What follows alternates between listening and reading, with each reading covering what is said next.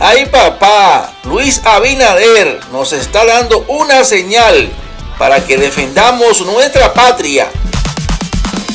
Coge la seña, dominicano. Luis Abinader te está avisando que ya se puede circular con armas de guerra por República Dominicana. Mira cómo grupos haitianos se pasean por nuestro territorio fuertemente armados, sin que ninguna autoridad militar lo detenga.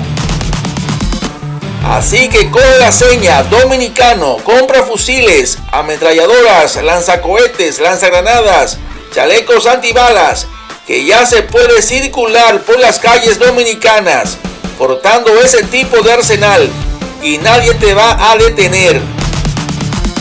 Porque si no detienen a los extranjeros, menos van a detener a los dominicanos. Así que coge la seña, dominicano.